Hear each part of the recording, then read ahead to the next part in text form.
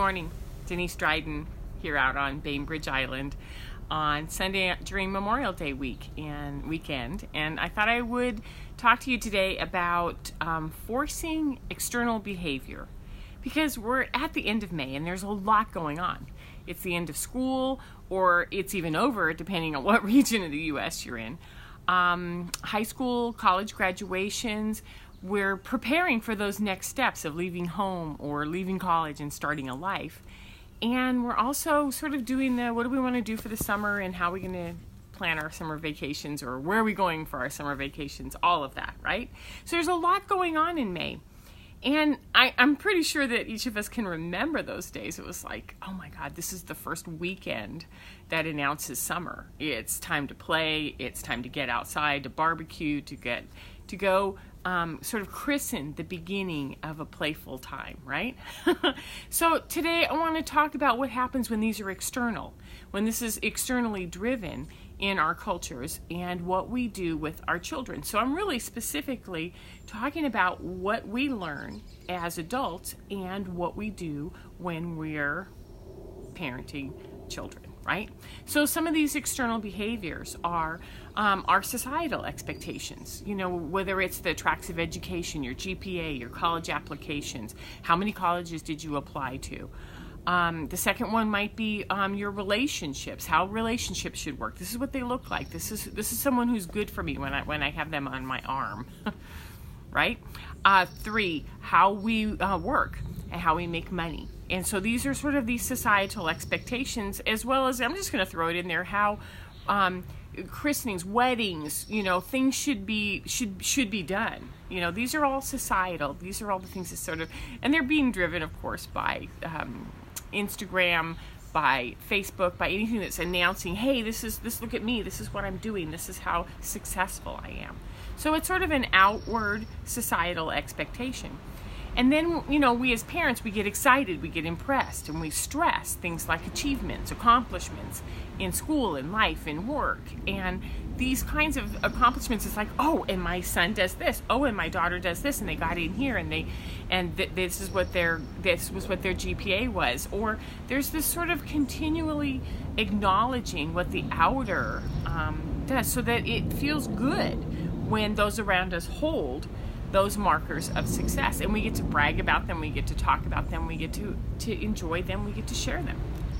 So we hold these tracks of education and financial growth. We manage, we maintain, we celebrate. This is what our culture does, right? And we adhere as close as we can financially to what it is that the markers of success. We try the best we can, or we have a sense of like, we did, but it's not working for our family. Right? So most of us have created lives that work for us, and we want that for our children. So we organize and we push and we drive and we take them from place to place, and we compensate them with financials, and we help them get where we want them to go, or where we think they want to go, or what they told us that they wanted to go, but we're doing all the work, right? So what I want to talk about is, what if these are our hopes and dreams? How do you know? How do you know if your child is doing what you think they need to do, or what they need to do? How would you really, truly know? So I want to shift it from, if we want to change our culture, we want to change our world, we want to make deep changes, we want to look at what is it going to take to stop supporting this external, success-driven, track machine, and figure out what really matters. So I coach those who parent. I coach those who are in charge of creating a foundation for human beings as they go forward. That's what I do. And most of the time I do it with teenagers and young adults. I've worked with young adults for 25 years. So as a parent, what I'm learning is that it's our job to love our children. And it's also our job to create some of the most solid tools that they have, so that they know how to go out in the world and launch. Tools, not in education, not simply just in education, but actual tools. So let's go back to the question of, how would you know what your child really wants? And my question or my thoughts is that if we don't build up the internal strength if we don't teach them how to know who they are and what they want and how to talk to you about that, then they're just following something that the rest of the kids are doing, the rest of the world's doing, or what they think you want them to do. And I'm wondering, how do we start to begin to teach, coach, model independence skills at an early age, as early as we can, so that there's a balance between internal awareness and emotional intelligence and this outer behavior and this outer structure and track that just can pick somebody up and take them along full speed, going in a direction they didn't even know that they wanted to go. So here are some ideas that I wrote down of what kids need as far as solid tools so that they can apply it to anything that comes their way. Solid tools. So, number 1, how to make money and how to know how to spend money, the money they make. We need to teach kids how to make money. I live on Bainbridge, and there's a lot of kids who, the parents might say, go get a job. The interesting thing, and I think I've mentioned this before in another video, is that there are young teenagers who have paychecks that they never come and pick up because they go, what am I going to do with like $65? I can barely buy a meal for that. And you're like, oh, that's work, huh? So what we want to do is we want to teach them how to make money and how to budget it and how to set goals and how to monitor and adjust it. And most of all, how to change your mind. Hey, I thought I was saving up to go do this, and I realized that changed, and now I want to shift it over and put it towards that. And we want to teach them that level of responsibility for that, right? So number 2, how to keep their own space, their room, their dorm room, their apartment, their car, even a section of the garage or a cupboard or a closet at the house. This is theirs. How to create a sleep space, how to do laundry, how to know when your clothes are dirty and you need clean clothes. Get a laundry system going, how to clean that room, what cleaners do you use, when and why, and what do you do when there's problems like stains? Do you just throw it away and go get a new pair, or do you use your sheets for 3 months and then throw them away, go to Target and get new ones? These are the systems we want to start teaching, and how to maintain things and how to maintain and take care of their things and not have an abundance, of course, because there's just an oncoming inflow all the time, but how to manage what they have. So how to keep their own space is number 2. Number 3, how to feed their body. How to know what kind of fuel they need, how to shop, how to cook, how to have like 4 or 5 solid meals at any given time. I know how to make scrambled eggs. I know how to make an omelet. I know how to make stew.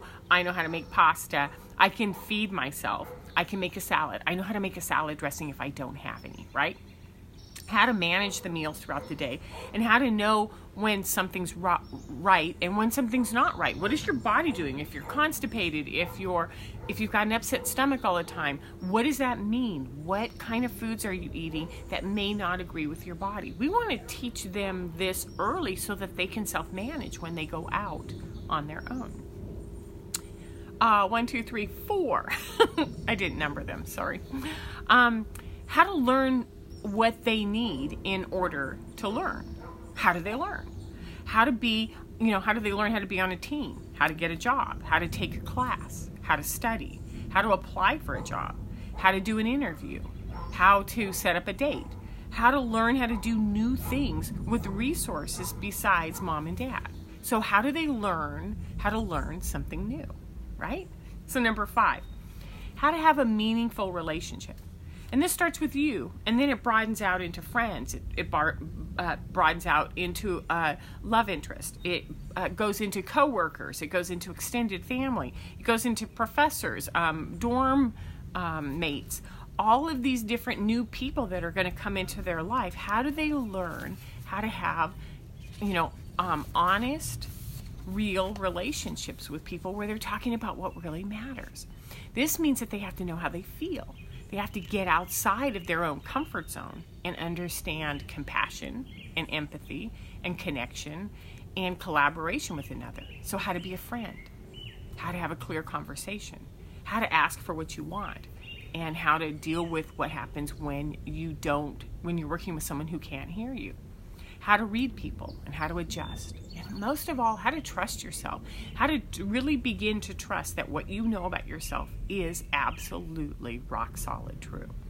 So our role as a parent is to give them all of these over and over and over again from the time that they're 5, then they're 10, then they're 15, then they're 18, then they're 21, then they're 30. As it keeps, teaching them that they have this, that they're confident and that they're clear and that they know that as they hit these milestones, as they hit these things in their life, that they're actually trusting, hey, I got this. I have tools. I know what I'm doing. So when these tools are present and they tell you what they want and what they need from you, then it's time to listen, which is, hey, I just really don't want to go to school this year because it's been so hard. So I want to take a year or 2 off. I want to figure out what I want to do. I'm going to get a job, and this is what I want to do. And you're like, yeah. If that's what you need to do, you go do that. As opposed to, oh no, there's this track, and everything that gets off of this track for a month or a year, put you behind. Let go of all of that and go and teach your child, your teen, your emerging young adult to trust themselves and to know that if that's what you want to do, then you have all the tools to take care of yourself. So what we're doing is we're shifting so that they're not dependent on you. We're teaching them how to be dependent on themselves, or independent, right? So it isn't about what you can create for them or what you want for them or what you can pay for. It's what do they need and how do they ask for it and how do they tell you over and over again, this is who I am and this is what I want to do in my life, and you go for it, right? So when they find themselves in these external roles, trying to make it work, doing what everybody else is doing, and they're miserable, whether it's going through 4 years of college without really knowing why they're going to college or what their degree is, and they don't have a lot of tools, then we always have time to start teaching tools. Gather them back in or start working with them on here's a certain amount of money, let's learn how to budget. Here's a certain set of meals and ways you can take care of your body. Here's the way to manage your house. These are the kinds of things that are eternal. They're always going to need to be taught, right? So today's a good day. You got the whole summer, right? And since Memorial Day is the christening of the summer, start getting serious about how to teach your child how to be independent from you so that they can grow. So this is the kind of stuff that I do. I'm a coach. I work with those who parent in all of the different stages and frustrations and grief of being a parent. If you would like more information, you can always find me on DeniseDrydenCoaching.com. Have a fabulous Memorial Day. Take care. Bye-bye.